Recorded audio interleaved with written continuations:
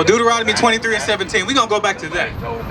We're going to go back because there's so many different things. And mind you, a lot of sisters that come and turn into that lifestyle, they always say that they've been abused, they've been taken advantage of, they've been forced. And it leads to so much of this. But first and foremost, let's see what it says about the result. Go ahead. Deuteronomy chapter 23 verse 17. Bring it up. There shall be no whore of the daughter of Israel, nor a sodomite of the son of Israel. So it said, first and foremost, it said there should be no harlots of our people. That's why I say all we have to do is exercise the law. If you see a problem within our communities, all you have to do, there's going to be a law about it. There's a law or there's a principle. Even people always talk about social economics. We see about economics in the scriptures. It talks about saving up. You see the story of Joseph when he came unto Pharaoh and Pharaoh had a dream.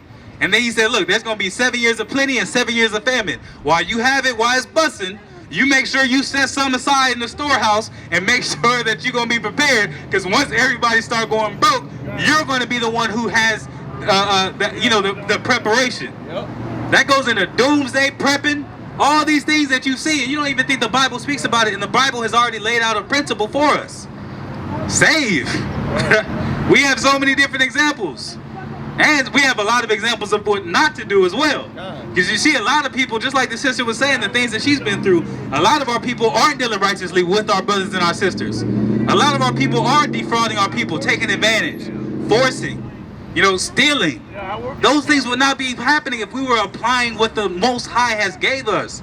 These laws, a lot of people, they said, oh, I don't believe in a man-made religion. I don't believe in that. It's telling you what to do. I don't see it as a chain of control. I see it as a guardrail. When you flying down the freeway, don't you be happy that that concrete barrier is right there in the middle? Because if somebody get to acting a fool, or even if somebody just sneeze and lose control of the wheel, there's something to protect you, right? That's the same thing as with these laws. It is a guide rail. It is to be able to protect you, so that in the event that something happens to you, regardless of your situation, you have the law to be able to come upon and condemn or to correct. You got that, Nash? Red one? What verse is that? Deuteronomy 22:28. Get that for me.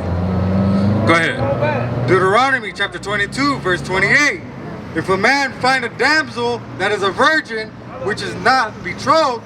So the sister was talking about her experiences as well as some of the things that she's seen in her family. And it's talking about rapes. Things that happen within our community. Things that constantly get brushed under the rug. Things that don't, that get ignored. The Most High, there is literally a law against rape in the Bible. But see, we don't have any kind of accountability in our communities, and we keep trying to rely on, look at Vice News, look at how many documentaries have been produced about the police force slacking on actually investigating sexual crimes and sexual assaults. In Chicago, I think they had about, I don't know how many thousand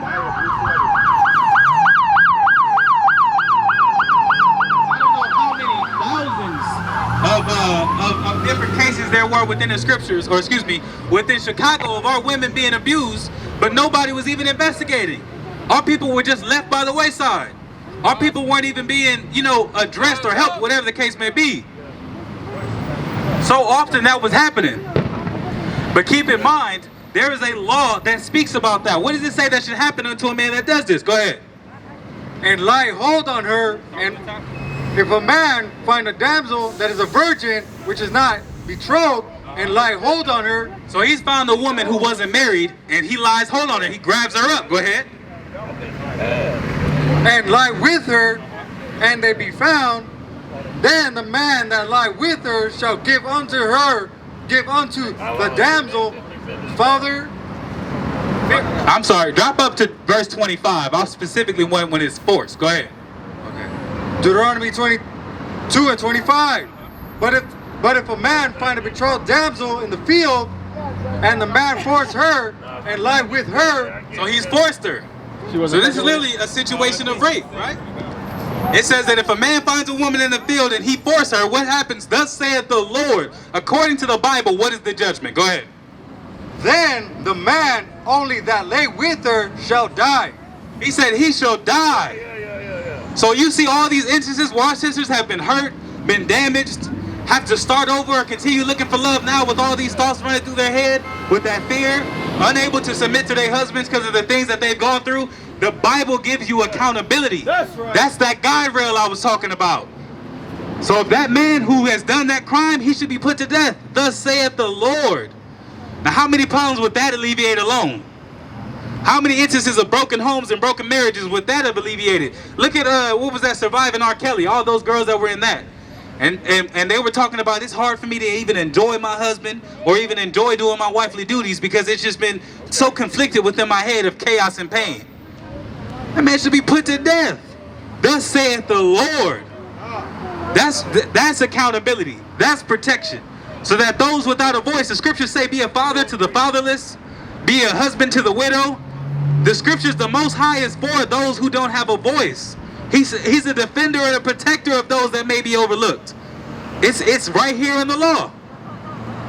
Go to Judith chapter 5 and verse 17. And look what happens when we had our laws. Go ahead.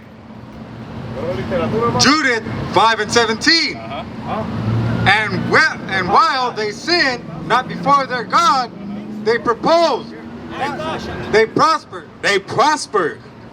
He said, while they sinned not. Did you hear that last scripture I read, sis? That man should have been put to death. You know what I'm saying? A man that forces a woman. It said that he should be put to death. So it said, while we sinned not before our God, we prospered. We didn't have all the instances of violence against our people. We didn't have all these broken homes and abandoned kids. I believe it was, who was it? Malcolm X. He said it's easier to build strong children than it is to fix broken men. We wouldn't have all those instances if we were applying the laws of the Most High, the laws of God. And it has to be us as a nation, us as a unit. Go ahead. Because the God that hated iniquity was with them. So during this time, you didn't see constant ambulances. How many ambulances and black cars have gone by just in a short amount of time that we've been here? We live in a war zone. You see that kind of stuff in Syria. You see, you hear the booms. Bring it out, huh? You see the chaos, the ambulances, the fire truck is all in emergency.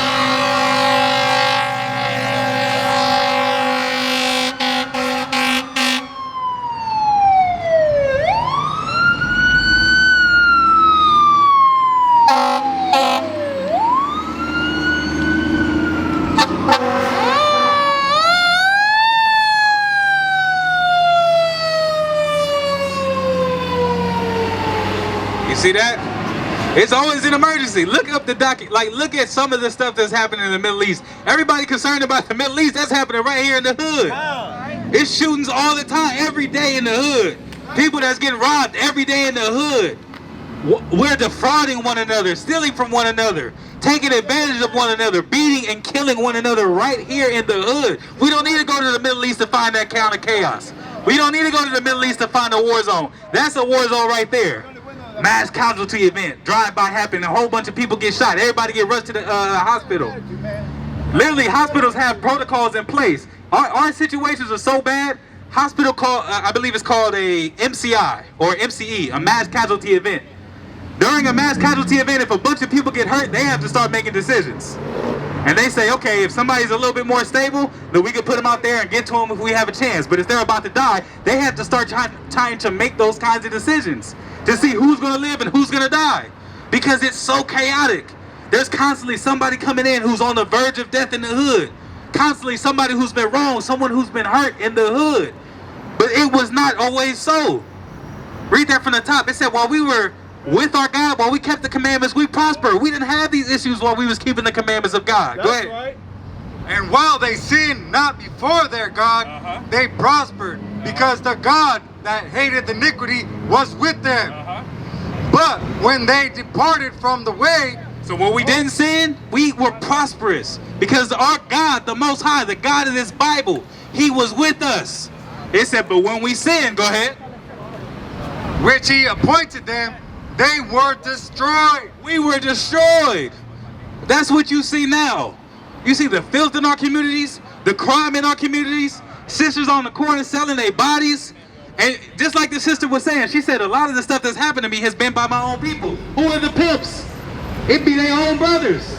It be so-called Negro men that's out here, prostituting these women, forcing them to sell their bodies or protecting them while they do their dirt, and that should not be so. Go ahead. In many battles, very sore. And we got destroyed in many battles. That's why you see the so-called Negro man, you got these giant brothers and we got taken into slavery. Broken down, slapped around, whooped. Not because we don't have the physical strength, but because the Most High, our God, was not with us during that time. And the only way it's going to get better is if we come back to the laws of the Lord. Give me Joshua 1 and 8. I'm going to finish it with this. The only way it's going to get better is if we come back to the laws of the Most High. Seek his face. That's the only thing that's going to improve our conditions. Because the Black Panthers already tried it. The Berets already tried it. The Muslims been trying it. They did the Million Man March twice. They done boosted their revenue. All the hotels is rubbing their hands together. It's gonna be a million of these niggas coming on. That's gonna be all kinds of money. Then the last one was Justice or Else. How many years ago was that? George Floyd just died last year. I think the Million Man March was like 3 or 4 years ago. Justice or Else. And where's the or else? Because it ain't gonna be no mentality. It ain't gonna be no organization that's not supported by the Most High that's gonna save us. It has to be the Most High God. Go ahead. Here go another emergency.